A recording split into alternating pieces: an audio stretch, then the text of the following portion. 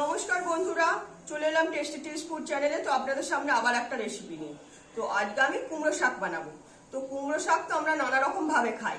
তো আজকে আমার কুমড়ো শাকটা থাকছে ইলিশ মাছের মাথা দিয়ে কুমড়ো শাক। মানে কুমড়ো শাক চচ্চড়ি, অথচ ইলিশ মাছের মাথা দিয়ে। তো টেস্টটা একদম দারুণ। এটা সম্পূর্ণ একটা গ্রামের খাবার। তো সেটাই আপনাদের সাথে আমি শেয়ার করবো। তো দেখতে থাকুন কিভাবে বানাই। এই যে এখানে কুমড়ো শাক একদম একটু বড় বড় করে পাতাগুলোকে কুচিয়ে রেখেছি। এই কারণে মানে একদম মানে কচি পাতাগুলো নিয়েছি, তো সেই জন্য বড় বড় করে পাতা কুচানো আছে, একদম কেটে ধোয়া রয়েছে। আর এখানে এই যে কুমড়োর ডাঁটা নিয়েছি, একটা পটল নিয়েছি, একটা ছোট বেগুন নিয়েছি, আর অর্ধেকটা আলু। এইতে কিন্তু আলু সবজি বেশি হলে কিন্তু খাবারটা খেতে ভালো লাগবে না, তো অল্প অল্প দিতে হবে যাতে শাকটা ঠিকঠাক হয়। আর অন্য সময় তো আমরা ডালের বড়া করে এর মধ্যে মেশাই যখন নিরামিষ খাবার বানাই। তো আজকে আমি যেহেতু ইলিশ মাছের মাথা দেবো, তো বড়া করে মেশাবো না। এইটা আমি এমনি মানে ফোড়নে দিয়েই তৈরি করব, যাতে খাবারটা একটু গাঢ় গাঢ় তৈরি হয়। তো তার জন্য টেস্টটা একটু অন্যরকম আসবে। আর এই যে দেখতে পাচ্ছেন মানে দুটো ইলিশ মাছের মাথা, সেটাকে আমি ছোট ছোট করে পিস করে নিয়েছি। এই কারণে মানে ভেজে খন্তি দিয়ে গুঁড়িয়ে দেওয়ার থেকে পিস করে দিলে না সবার পাতে পড়বে, তো খাবারটাও খেতে বেশি ভালো লাগবে। তো সেই বুঝেই তৈরি করে রেখেছি। এখানে আমি কড়াইতে জল দিয়ে দিয়েছি, জল ফুটছে, এর মধ্যে আমি পরিমাণ মতো নুন দিয়ে দিলাম। নুন দিয়ে দিয়েছি। এখানে আমি কুমড়ো শাকটা যেহেতু রোয়া আছে, তো এই শাকটাকে তাই জন্য আমি প্রথমে একটু ভাপ দিয়ে নেব।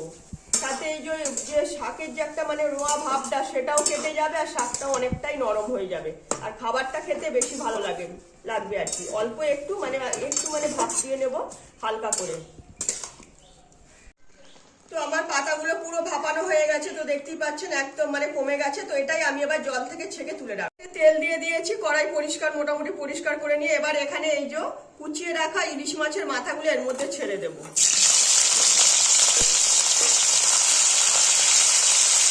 আমি আগেই একটু নুন হলুদ মাখিয়ে রেখেছিলাম, কিন্তু তবুও আমি আবার অল্প একটু নুন আর একটু হলুদ দিয়ে দেবো।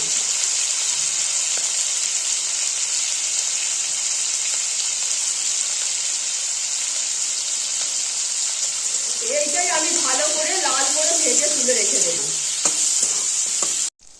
তো মাছের মাথা দুটো আমার ভালো মতো দেখতেই পাচ্ছেন লাল করে ভেজে নিয়েছি। তো এর মধ্যে অনেকটাই তেল বেরিয়েছে, তো আমি এই তেলটা কিন্তু এখন এর মধ্যে রাখবো না। তেল সমেতই আমি মাছের মাথাটা ঢেলে রেখে দেবো। তো কড়াইতে আবার অল্প করে তেল দিয়ে দিয়েছি, যেহেতু মাছের তেল রয়েছে আলাদা করে দেওয়া, তো সেটা মিশিয়ে নেব। তো সেই জন্য অল্প তেল দিয়েছি। এর মধ্যে একটু পাঁচফোড়ন দিলাম আর একটু শুকনো লঙ্কা ফোড়ন দিলাম। ফোড়নটা একটু ভালো মতো মানে হতে দেবো, যাতে কালারটা একটু চেঞ্জ হয়ে যায়, ফোড়নের গন্ধটা বেরিয়ে আসে।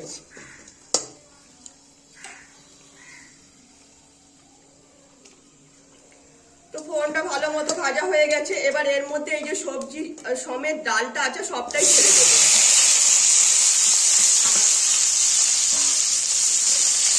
এইটা আমি ভালো মতো এর সঙ্গে মিশিয়ে নেবো আর ভালো মতো ভেজেও নেবো। এর মধ্যে অল্প করে আমি নুন হলুদ দিয়ে দেবো।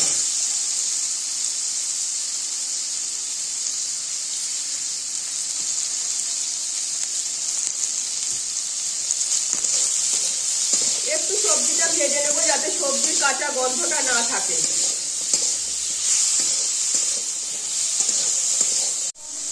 তো সবজিটা ভালো মতো ভেজে নিয়েছি। তো এর মধ্যে আপনারা যদি সবজিটা ভালো করে ভেজে নিয়েছি, তো আর ভাজা হয়ে গেছে। তো এর মধ্যে যদি শুধু সর্ষে কাঁচা লঙ্কা বাটা দিতে চান সেটাও দিতে পারেন, সেটার একটা আলাদা টেস্ট। তো আমি আজকে একটু টেস্টটা বদল করে দিয়ে এতে সামান্য অল্প একটু জিরের গুঁড়ো দিয়ে দিলাম, আর অল্প একটু ধনের গুঁড়ো, অল্প একটু লঙ্কার গুঁড়ো দিয়ে দিচ্ছি, একটু ঝাল ঝাল খাবার। আর সঙ্গে দেবো অল্প একটু আদা বাটা, একদম সামান্য মানে না দেওয়ার মতন অল্প অল্প করে দিলাম। তো এইটাই একটু মিশিয়ে নিচ্ছি ভালো মতো।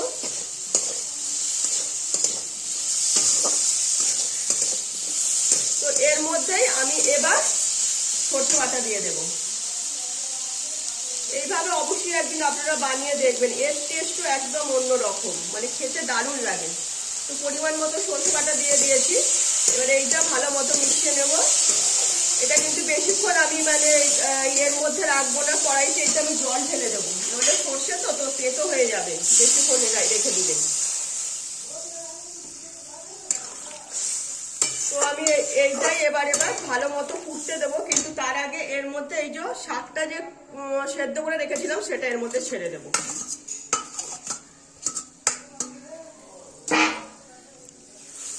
দিয়েছি। তো এটা এখন কিছুক্ষণের জন্য শাক সবজি আগে একটু মানে হাফ সেদ্ধ করে নেব, তারপরে মাছের মাথাগুলো এর সঙ্গে মেশাবো।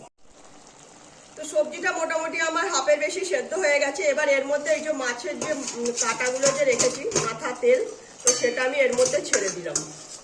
এখন দিলে পরে এর মধ্যে ভালো মতো মানে এর সঙ্গে মিশেও যাবে, গন্ধটাও পুরো এর সঙ্গে একদম পুরো ঠিক হয়ে যাবে। তো তাই জন্য এখনই আমি দিয়ে দিলাম। তো কাঁটাগুলো একটু হালকা সেদ্ধ হয়ে যাবে। তো আবার আমি 5-7 মিনিটের জন্য একটু ধিমি আঁচে ঢেকে রাখবো, যাতে খাবারটা ভালো মতো মজে যাবে আর মানে যেটুকু সেদ্ধ হতে বাকি আছে সেইটুকু সেদ্ধ হয়ে যাবে। তো খাবারটা একদম পুরো মানে ঠিকঠাক হয়ে গেছে। এর মধ্যে সামান্য অল্প একটু চিনি দিলাম, একদম না দেওয়ার মতো। তো চিনিটা না দিলেই বেশি ভালো হয়, তবে অনেকে তো মিষ্টি পছন্দ করে, তো তার জন্য অল্প একটু আমি চিনি দিয়ে দিলাম। আর যেহেতু মানে সরষে আরে সবকিছু দেওয়া রয়েছে, তো তার জন্য অল্প একটু কাঁচা তেলও দিয়ে দিলাম। তো আমার খাবারটা একদম শুকনো শুকনো হয়ে গেছে।